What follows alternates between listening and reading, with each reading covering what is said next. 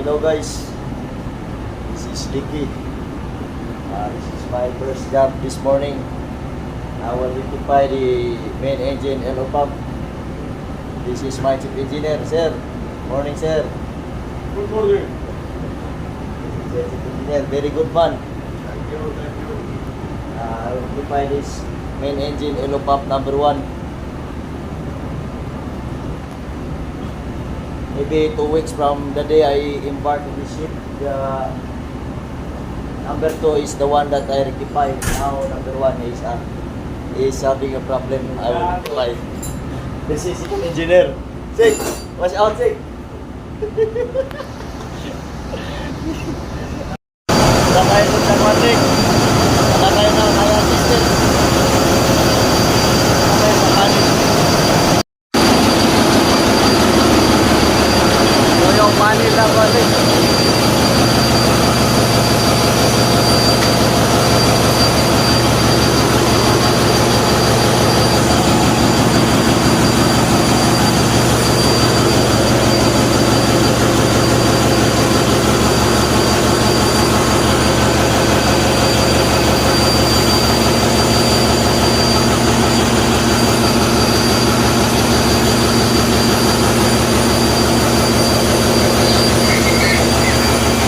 Lik, as per sa plano, Lik, yung unang tatakbo, itong 1, MCN. After ng MCN, mga milliseconds lang yung takbo nito kasi takbo yung MCN, milliseconds lang yung pagitan para tumakbo yung MCN. Tapos, after 10 seconds, yung TMT na timer, yung mechanical relay, ito, yung mechanical relay na timer, nakasetting yan sa 10 seconds. After 10 seconds, natanggalin niya yung magbabago yung buwan niya. Auxiliary contacts. Yung normally open, magiging normally closed. Yung normally closed, magiging normally open. So, ang mangyari, yung MCN, ibitaw din yung MCN. Tapos, yung papasok yung CD. Tapos, milliseconds lang din yung pagitan. Papasok din yung MCN. So, yung starting, itong MCN, saka MCD. Tapos yung running, MCD, ito, MCD. Yung MCD, saka MCN. So, yun yung titingnan natin ngayon, Lik. Kung bakit hindi siya tumakbo ng tuluyan, hindi siya naka-inisip ng takbo sa running. Naka-starting siya, kaso wala siyang running. So, yung suspect natin dito is itong mechanical relay. Dahil itong mechanical relay, kayong nag-i-initiate ng changing ng power supply dito sa MCN at MCD. Kasi yung MCN, yung power supply nito, dumaan sa contacts ng dalawa MCN at MCD. So, yun natin. I-stop natin yung number 2 para malaman natin anong problema dito sa number 1. Pero prior tayo mag-propulsion sa control, siguraduhin natin na yung motor natin ayos. So, i-artist natin yung motor. Pagkatapos i-artist, discharge natin yung fan. So, yun natin. Naka-off yung brake natin dyan. Ito yung i-artist natin dito.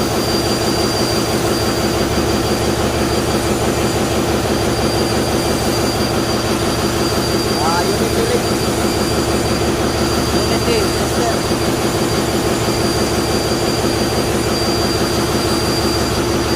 Kaya tayo ulit kasi tingko sa 500. Kaya natin sa press. Una gagawin natin garo para sa mga baguhan. Pag ganyan, Lik, ayos yung grounding natin. Yung sa ground yan, 0. So, ibig sabihin, ayos yung contact na talagay ng grounding natin. Sumunod, off pa yung breaker.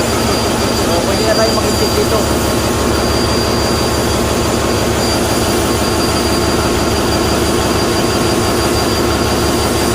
So, 100. Ayos yung installation ng motor natin, Lik, kasi mapunta giga-ohm. Sa line 1 yan. So, sa line 2. Giga-ohm pa rin.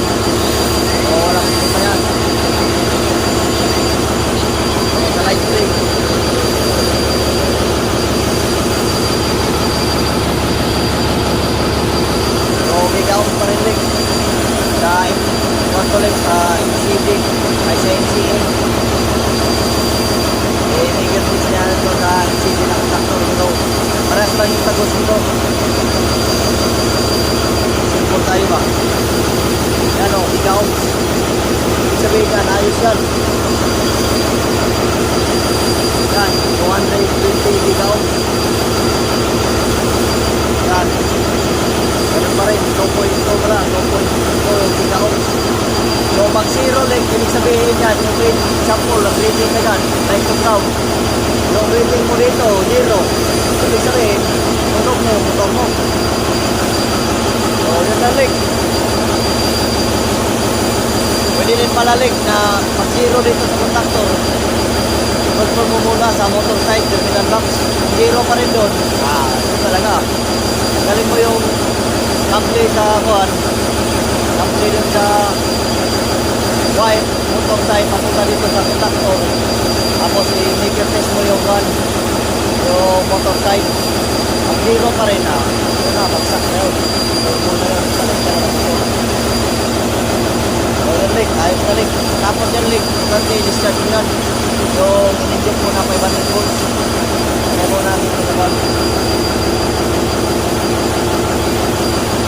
Kaya mo mag-trigger test or IR test, dapat i-discharge mo yung tayo na in-inject mo dito sa oil ng motor. Discharge mo yan. Ay, kung ground lang, discharge.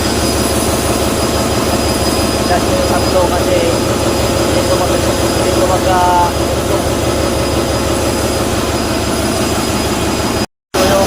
diagram ng kuha ng brake. Engine LO pump number 1. Ayun yung sinasabi ko kanina na dapat na-under yung una MCM. Tapos resistance lang yan, under yung MCM. And after 10 seconds, resistance naman ulit yung timer na dito. Under na naman ito MCD. Ikaw sa MCM, under yung MCD. Saka yung MCD na naman. Kita natin sa diagrama. So yung MCD niya rin. So yung dito yung program.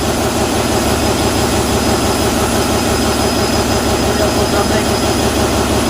So ito control natin. Tatlo yung banto. Location ng naman. Ito, dalawang remote. Saka isang local. Ito sa panel disco ito. So, kahit saan dito, dito ka mag-start o dito, papasok yung dyan. Ito na yung magiging dyan lang. I-issue natin na dapat energize sila yung kuha ng link. Solar claim. Pwede rin yan dito sa local. Dito ka mag-start. Pasok yun dyan. So yung signal niya, naman niya na i-receive na yung start na pag naroon ito ng signal yung PHC natin, ito yung mag-i-receive ng start na iba niya. Dito niya. I-energize siya yung one. Bigyan niya ito ng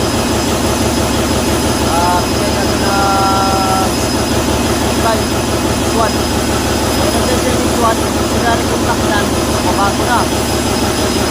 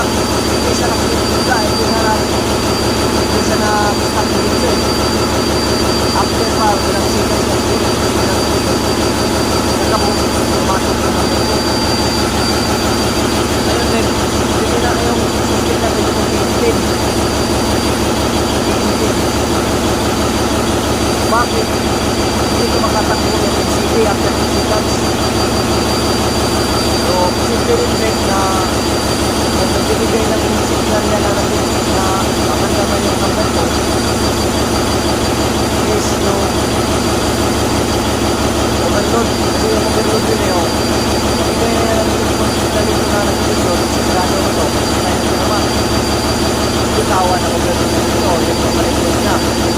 May supply na ng buwan sila. So, pwede din sabihin, simple yung thinking na lagi ko. Kasi, pag hindi na may nag-guide yung LCD, hindi na may nag-guide yung LCD, yung LCD, ito yung nag-guide sa LCD na AX. So, pag yung AX, hindi na nag-guide yan, hindi na nag-guide, ibig sabihin, yung contact niya na kuha dito, normally open pa rin yan. So, pag may nag-guys yung LCD, dapat sisrado ito. AX, nag-guys ito. Nakaroon na lang. Sabi ko na ako, ayos na yung kuha dito. Pero, yung PNP, yung PNP, nakalinis na yung drive. Dapat yung PNP, na timer, yung pili na timer, aandam ito kasi may dapat yung patro ko yung nag-copy lang sa mga dapat ito. That, after that's good. So, dapat ito rin, ito yung MCM, ito yung MCD, ito yung MCS. So, dapat una, ito, aandar yan, saka ito. Guys, so after 10 seconds, i-energize to, i-energize nito, ito mag-i-energize ngayon, MCD. Papasok ko ito, MCD. Ito na yung running na power line ng motor. Power system ng motor ba? Ito na yung magiging power system ng motor. Hindi na yun, lalabas na yun. So, ito yung relay. Mechanical relay. So, dapat yan, after 10 seconds, kita natin kung mababago mo yung normally open at normally close na. So, yung X1 naman, dapat i-energize yung palagi dahil yung napapahinagay sa X31 na relay. So, ito tingnan natin kung ano nangyari. Kukunan mo natin ng resistance of 1 kung nangyari contact niya, ayos na ba?